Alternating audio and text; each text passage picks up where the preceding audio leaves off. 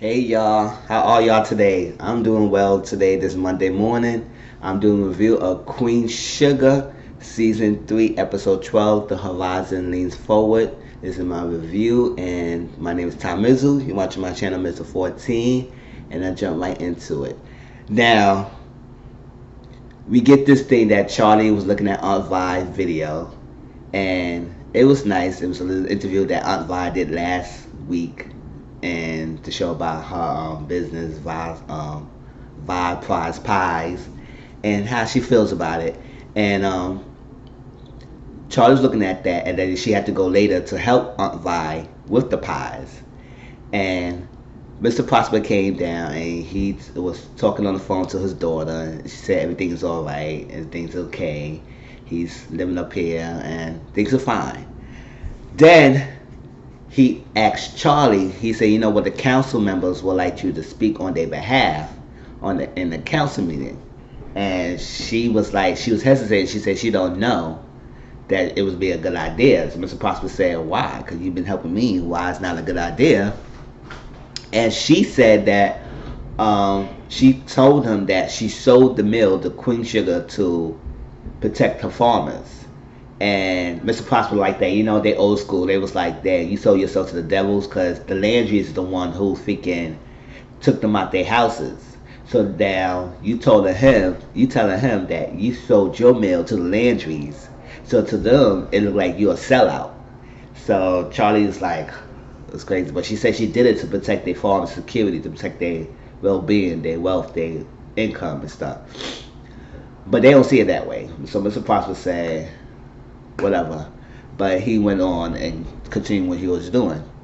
So Micah came and he wanted to ask. He was telling Charlie that he was gonna go see Anthony, and she said, "No, I'm not gonna let you go see him, and that's not good." He said, "Well, he's been there for me, and we need support." And she said, "No." So he was like, "Ugh." He said, "You've been doing everything for, you would do a lot of things for me, but why you can't do nothing for him?" And he kept walked away. Now let's continue on with Micah thing.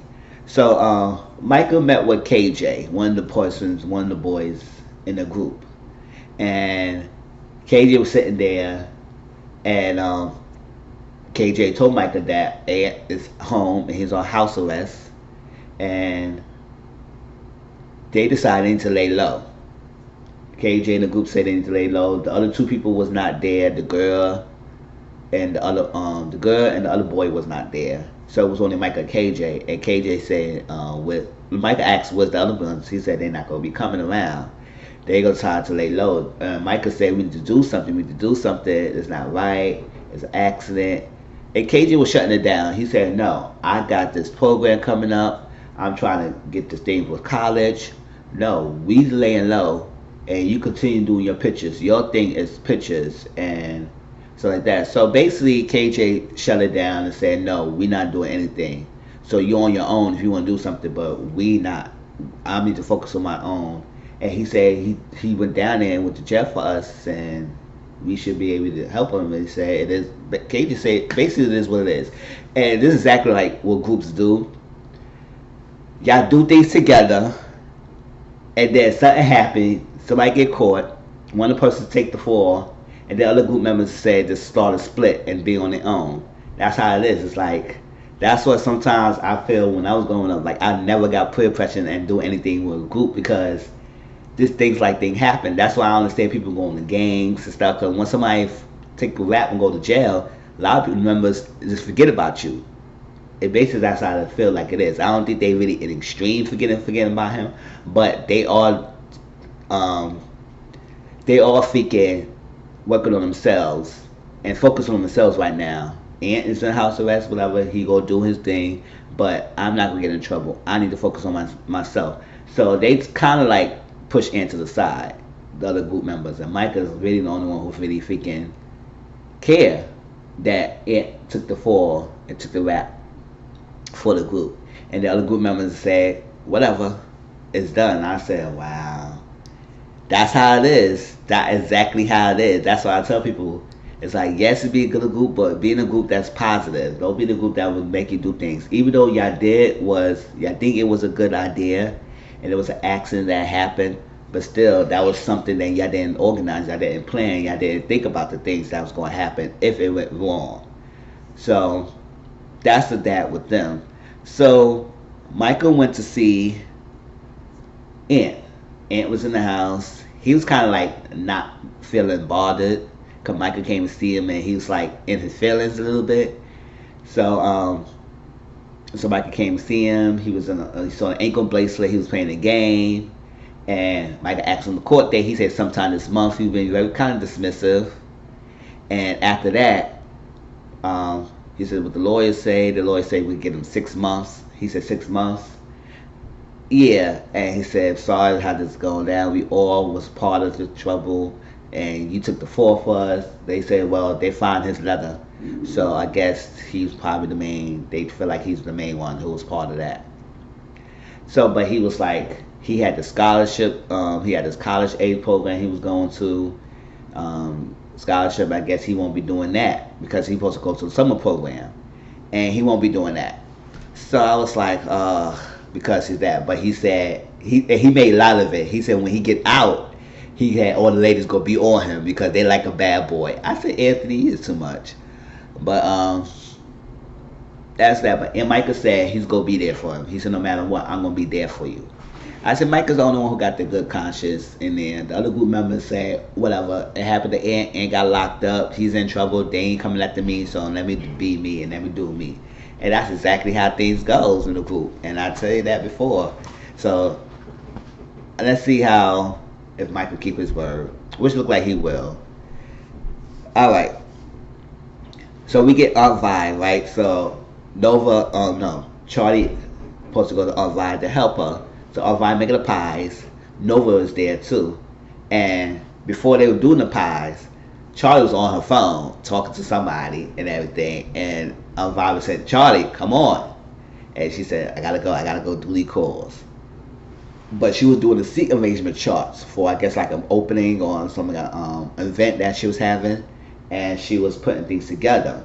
Now, Charlie said, can you put up +1 to my name because I might be bringing somebody? And Aunt Vi said, ooh, okay. But Aunt Vi asked Nova the same thing. He said, what about that Misty man? She said, no, I won't be bringing anybody. I'll be coming by myself. And that's that. She said, oh, okay. And now, through the midst of it, she sees that Nova and Charlie giving like each other like a cold shoulder, not even talking to each other. It's like some tension between them. And she said, what's going on here? What happened? And this was Nova told Aunt Vi that the person that she was dealing with was Remy, and she ended it. And no, before she told who was Remy, she just said that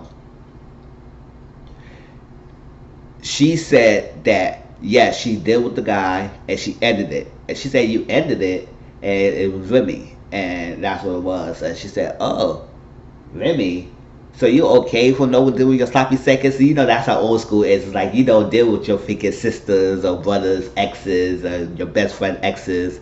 It's like an unwritten bro code and family code that you don't do, which is true. You don't really, if you know your sister or brother or dealing with this person and then they broke up and then you started dating them, that don't look right. And Nova said she thought it was something real, but she said she thought it was something real. That's why she took the chance. But she ended it when it got too much, too crazy. So, she said, oh, first you doing the thing with your freaking book, with your father's story, and now you doing this. You being brand new. I don't know who you are, and so like that. And you grown, so I can't tell you anything. And she just walked up, she got to do what she got to do. I said, oh, bye, you too much. So, then we get Aunt Vi was at the thing because she getting a lot of orders. Her freaking pies is popular. She getting orders on top of orders on top of orders. She pushing it through. Now while she was doing it, she had 2 assistants helping her, and she said we gotta get this order together and continue on. And she had Rhonda, the person she's helping her, to take over, and she said she gotta go to the council meeting that was happening, and she got to be there. On the midst of that, she started getting tight in her chest, and she was like, "Oh my gosh!" She was falling over. She couldn't breathe. It was getting tight, and they had to take her to the hospital. So when they took her to the hospital, she came back. Now she had the whole family member there: Hollywood, the three kids, Charlie Nova, Ralph Angel, and we have Michael was there. Um, and Blue was with Darla. I explained that later on. So Dane's in the bed. After that, she said that the doctor said she had pneumonitis. She said it's not serious. They gave her medication, and she had to go for a follow-up meeting with the doctor next week. Then Hollywood said, Aunt Vi brought y'all all here because she wanted to tell y'all something. And this is finally time for her to tell the kids that she had lupus. So she told them she had lupus. They were so shocked. She said, "Oh my God, why you didn't tell us about this?" She said, "I didn't want you to worry." That's how exactly how it happens. Like when somebody like a grandparent or parent is on something that they be taking care of y'all really close. They get an illness or sickness, and they know you doing a good, you having a good life. They don't want to disrupt that life, so they want to tell you some bad news when you like a happy person and everything. So you keep that to yourself, and you don't want to tell your parents or your family members or your siblings because you feel that you telling them they're gonna be so focused on you they won't be living their lives. So that's how some people are that like when they get sickness. It's like, yeah, it's not good to keep it to yourself and you get family members at the same time understand why they won't tell the person, because you don't want to shatter their hopes. You don't want to shatter their life. You don't want to put their lives on hold for you and everything. You want to continue. You don't want to feel like you're a charity case or something. Whatever your reasons why you want to keep your sickness to yourself. But that's some of the reasons why some people do that, because they don't want to disrupt their family lives, and they might have kids to think of, they might have other things to think of, they have jobs, work, and you don't want them to focus and be so worried about you. So that's why Unvibe kept it a secret. The only person who knew was Hollywood and Nova, and she said Nova been helping me eating healthy, and she said just like hope you everything get okay. And she said the only thing she was thinking about, and this is how some people do it, does too, when they in sickness, they don't think about their own health. They think about other things that they were working on or doing. And she said the only thing she was thinking about how she gonna get these orders together. I said, "Oh, Vi, you got lupus and everything. Relax and lay in the bed." And you all think about the pie. So Nova and them say, "You know what? We got this. We got this. Don't worry about it. Just relax." So that's where we get this little scene that Hollywood was giving Vi a bath and make sure to take care of her, and they hugged out a little bit, and I was like, oh, that was sad. That was sad. Okay, so Ralph Angel and Darla, right? So Darla and Ralph Angel in the beginning was talking, and Darla was taking Blue to school, and I guess she got helmet because Ralph Angel asked her for she got the helmet. She said, "I got the helmet, the knee pads, the elbow pads, everything for the kid to ride the bike." And I guess she was going to teach him how to ride a bike, and that was cool. And Ralph Angel asked Darla about, all right, did your mother staying still at your house? She said, "No, I sent her home, and I told her I'm going to handle things on my own now." I said, that's a good step. So it looked like it's a good step in the right direction between those two. Then she was showing him how to ride a bike. Blue had a hard time trusting because he didn't want her to let go. So he rode the bike, and she was helping him. And he, you know how he was struggling with the bike, and she was holding on, and she was letting go to try and trust him. And the first time he messed up, she held on to her. He thought she let go. He said, "No, I got you." The second time she let go a little bit, and then he fell, and then he gave up and he got upset. He quit, took the helmet off. He said, "No, I don't want to do it. No, I'm tired. I can't." So no, you know how things are. Little kids, they feel when they feel something they want to do, they give up and they quit. So later on, they came back and they tried this again. They said, "You know what, Blue, come here." Got the helmet, put the helmet back on. He said, what we gonna do, we're not quitters. So they got it, and he told them, do not let go until I tell you to. So they was riding, holding them back, and he asked both of them to hold, Ralph Angel and Darla, both of them to hold the bike. And they holding the bike and everything, and at first he was letting her go, and he said, don't let go, don't let go. Like he's so scared. And the second time they tried again and let it go, he started getting it. And then not all of a sudden, he can't stop the boy. He kept riding. And I said, once you know how to do something and they got it, you cannot stop them. So that's how it was. And then this one, they got so happy, Ralph Angel hugged Darla. And they was like, oh, that was nice in the moment, hug. They sat down, they talked. And Darla said, you know what, we should do 50-50.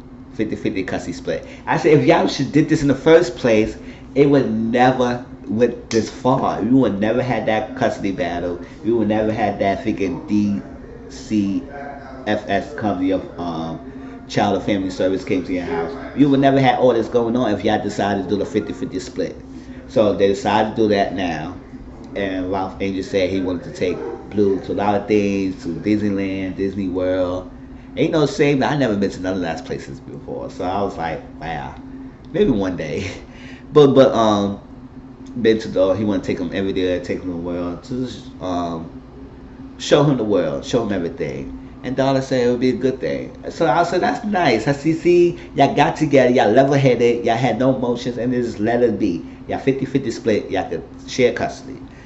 So, lastly, we get to counsel, right?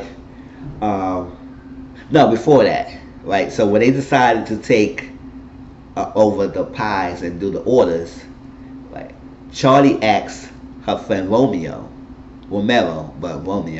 to come, and she introduced them to her siblings, and when she introduced to Ralph Angel, introduced to Nova. After she introduced to Nova, she got Romeo out of there real quick. I said, Charlie, you was no good. You know what she doing? She got Romeo out there so freaking fast in a hurry. Because she was like, oh, Nova, you're not taking this guy. He's a good guy. You're not taking him. You got Remy. You're not getting your hands on this guy. So she got out of it real quick. It was subtle and subliminal. Subtle, but that quick reaction let know it's like, not Romeo. Not this guy. So it was funny to me that she did that. So she got Romeo out there. They was counting the pies, getting the order together, and she said, thank you for coming. He said, well, I came, but she said, you didn't have to come this fast. He said, well, is a pie in the order for me? And he said, he said, as long as I get a pie, I'm good. And she said, you gonna get a pie in the deal? She said, yeah, I want the lemon pie. And he asked, you know what, why you come over and I cook for you? And he said he gonna cook a nice dinner for her. She said she would like that. I said, I like this Charlie and Romeo together. Look like that would be a good thing. A good fresh start from Davis and from everybody else. And that was nice together. I like those two. Lastly, we get this council meeting. So, you know, the council people, the farmers, they don't like Charlie because they feel like she a sellout and everything. So Nova was sitting away from them at first, and Ralph Angel and Charlie was sitting together, and Micah. And Ralph Angel was like, what's going on? Why Nova sitting over there? He says, this is something crazy bull crap. Now, when the council meeting was going on, you see the sister sitting next to Landry. I said, I can't trust that bitch. She played over Charlie last time, but I think she's still going to continue doing it. I can't trust her. For some reason, I can't trust her. I don't care how much she could tell me otherwise. I don't know what her plan is, but I can't trust her because the fact that this even went down the council meeting and they were supposed to vote it down before the council meeting happened, and then they had to vote 3 days ago, and I think she knew the vote was on 3 days ago and didn't tell Charlie. It is what it is. So I was like, I can't trust her. So she was sitting with her family. Charlie sitting there. So they was going back and forth. They said they were trying to build a correctional facility. Not the correctional facility. They were trying to build schools in the area. They trying to build shopping centers, more housing. Basically, the whole spiel about making the neighborhood better, but not even making it better, taking everybody out to put some rich white people, whatever people in the area, to not even focus on the area, the land, and I care about the citizens who originally at that land at that spot, who grew up at the area, who cultivate the area, and that you gonna push them out to put a new thing in to gentrification everybody else. It's like it's crazy. So a lot of agents say you're not gonna say anything. So Charlie at first was not gonna say nothing, and then she got up after he said that he had read a letter about her 4 kids get some jobs and everything. And she said that same letter you said about a kid whose mother who just got arrested or something like that. And there was a lot going on. And sorry about the noise out there, y'all. It's too loud in the hallway. But that was that. And she said a lot of talking points. She would say about, yeah, your problems are jobs, but you gonna pay these people minimum wage, and then you make a buck out of these people. Each facility, each person you put in jail, you're making money out of them, but you're gonna pay the people minimum wage. You're not really doing anything. You're not really promising anything. You're giving people hopes and promises where you're not gonna really keep. And it's kind of shutting down. And the first, the people, farmers was not rocking with on Charlie because we say, "Oh, you sell out, yeah, all that stuff." But after she kept going off and do a lot of talking points and saying things, they was like, "Oh shit, yeah, she's had a lot," and they was happy. They was all clapping, shut the guy down. All right. So later on, she was in the bathroom. One of the ladies told Charlie, "Thank you for everything." So it looked like it was gonna be a good thing. And then Sam Landry's sister came, and she was like, "This is crazy. You did a good thing, but it looked like most of the people will be Sam Landry got most of the council members, the board people in his pocket." She said, "I'm sure I do." But she said one person, Ward, she's like a decider, swing vote. She's a deciding factor. So she knows it's gonna be deadlock, and then she will be the person who kind of swing the favor in your favor, that. But you can go talk to her. But Charlie said, "You know what? My dad's hope is always like a hope in it, in an eternal, even though it's the darkest hour, and she don't know about this right now." So, and the lady walked out. So I don't know if the lady's. I think the lady is still trying to play it. That's to say, you can't trust this lady too much because it seems like the lady Ward already made her decision. Like they already got to her, but it made it seem like Charlie could get to her before the vote happened, and she could stop it, even though it could really happen that she really got was in her pocket. So exactly how it was. So when they went out and did the voting, it was 3 against and four counts for the correction facility being built up. So it was deadlock, and Ward was the deciding factor. And I guess the Landry's got her, so she voted for. I was like, oh, so now the correction facility is gonna be built. Everybody was crushed.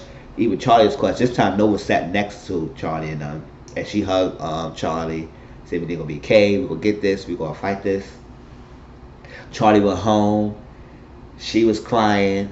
Micah was looking at his pictures, throwing the pictures down. He tweeted something about this facility and the schools that's gonna be built at the St. Joseph's, and then he started looking at the computer to organize to see how to organize a rally the right way, and that was that. And then Mr. Prosper said, "You know what?" He called his daughter, and he told his daughter, "You gotta come and get me."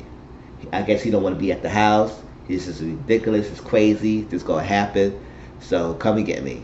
And I said, I was like, and Charlie went upstairs to her room, and she started crying, and she was crushed and hurt. So I don't know what they're gonna do now, but we got one more episode before Greenleaf, and I want to see if they can put a stop to this. Anyway, or is there any loophole to this situation? Anything that can stop this? But like I said, that lady is not to be trusted, Charlie. You need to check this bitch. I don't know. I can't. It's something my feelings saying. You can't trust this lady. She tried to play you out this thing, saying that she will take her brother down. Now, it seems like no brother is taking it down because he seemed like he getting his thing going. Even if she bought that 10%, it still wasn't enough. So it was like, what's the point? But that was the episode. Hope you like, comment, subscribe to my channel. Once again, my name is Mizzle. My channel is Mizzle 14, and I see y'all on next week for the next last episode of Queen Sugar, and then we're gonna go into Greeley. So I'll talk to y'all later. Peace.